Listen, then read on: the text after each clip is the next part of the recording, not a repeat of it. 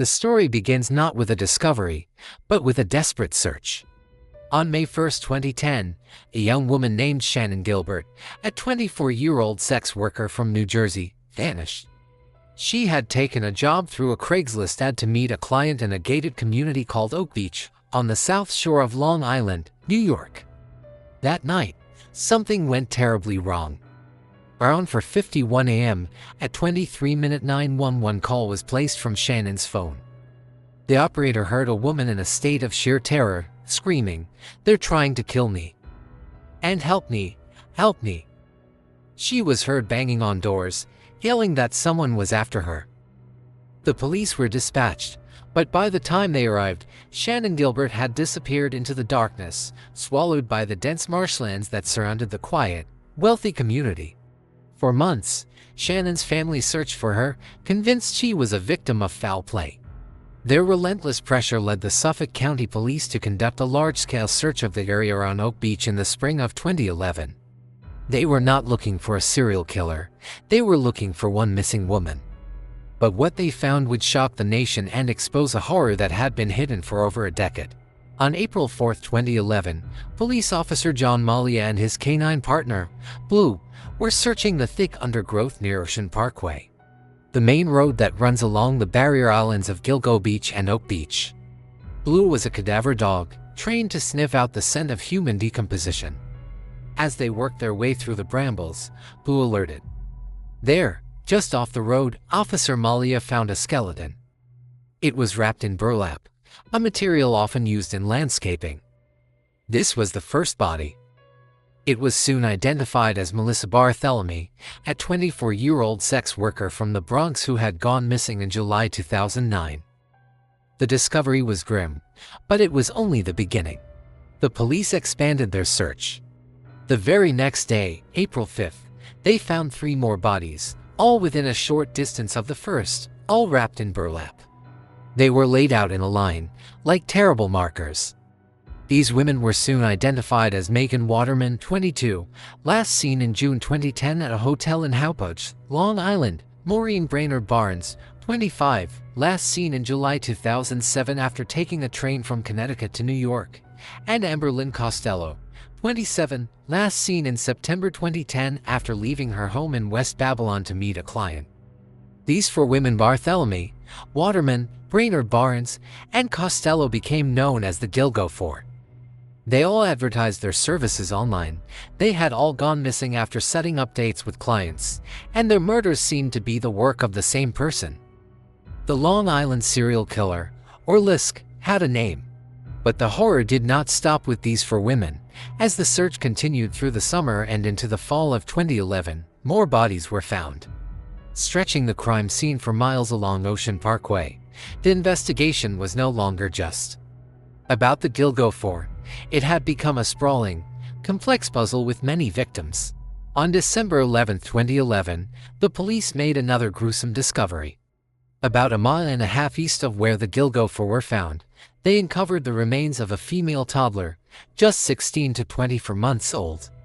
She was found alongside the skeletal remains of a young Asian woman, who was also a victim of this unknown killer. The woman was dubbed Jane Doe, 7 inches, or Peaches, because of a distinctive tattoo on her breast of a heart-shaped peach with a bite taken out of it. Investigators believed Peaches was the mother of the toddler, who was named Baby Doe. The tragedy was unimaginable. Mother and her baby, killed and discarded together. The discoveries kept coming. The remains of another woman, Jessica Taylor, were found in 2 different locations. Her torso was discovered in Manorville, Long Island, in 2003, and her head, hands, and 1 foot were found near Gilgo Beach in 2011. This suggested the killer may have dismembered some victims to prevent identification or to scatter their remains. Another victim, known as Jane Doe 3, or the Fire Island Jane Doe, was found on a barrier island east of Gilgo Beach. Like Jessica Taylor, her remains were also dismembered. Then, in a tragic twist that brought the case full circle, on December 13, 2011, almost 1.5 years after she disappeared, the body of Shannon Gilbert was found in the marshlands of Oak Beach, not far from where she was last seen. Her discovery raised more questions than it answered. The medical examiner ruled her death an accidental drowning, likely caused by a drug-induced panic that led her to run into the swamp. Her family vehemently disputed this, insisting she was murdered.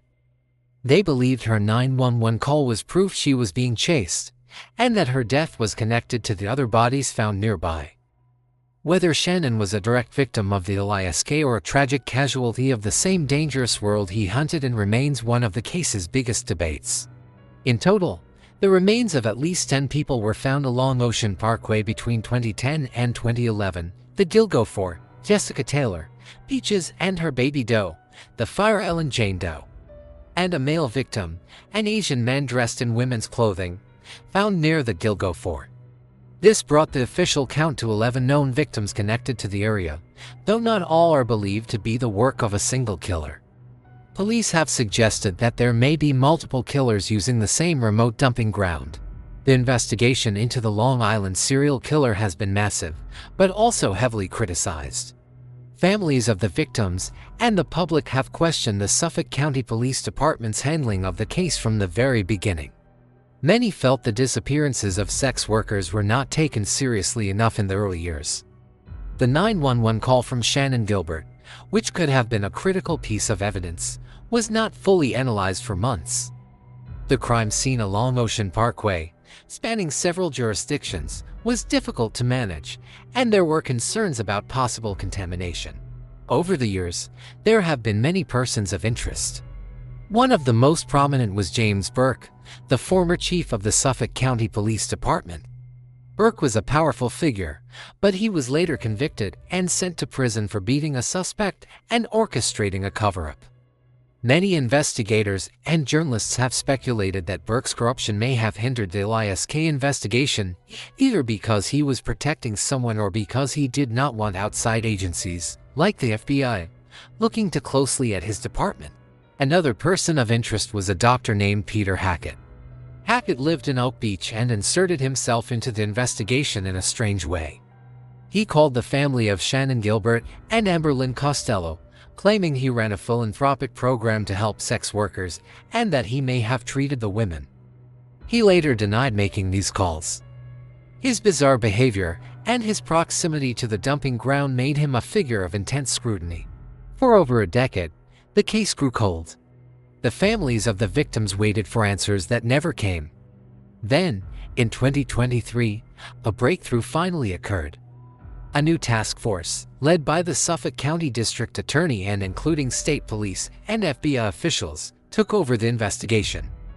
Using advanced genetic genealogy techniques, the same method used to catch the Golden State Killer, investigators were able to identify the remains of some of the previously unknown victims. Most notably, in 2023, they identified Peaches as a woman named Valerie Mack, who had gone missing from Philadelphia in 2000. They also identified the Fire Ellen Jane Doe as Karen Vergata, who disappeared in 1996. But the biggest break came on July 14, 2023. In a press conference, authorities announced the arrest of a suspect.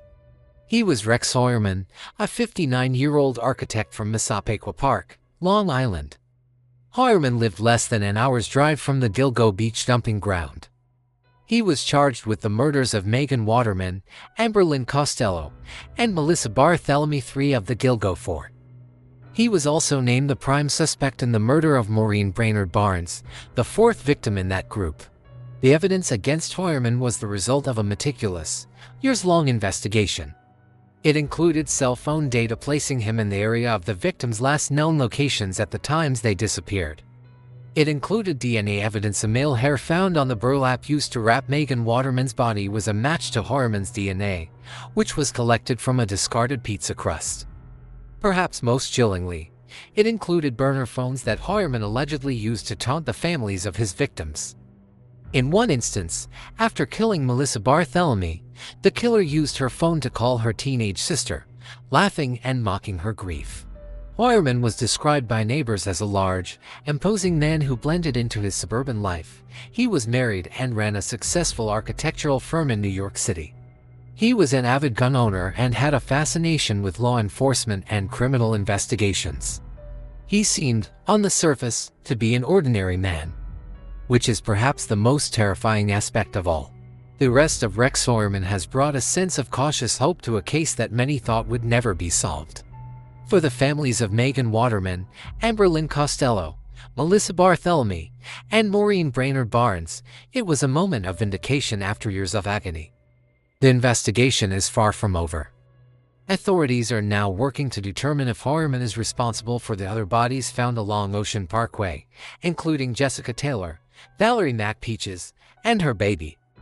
The story of the Long Island serial killer is a dark chapter in American crime, a tale of victims who were overlooked for too long, of a killer who hid in plain sight for over a decade, and of a relentless search for justice that, against all odds, may finally be nearing its end.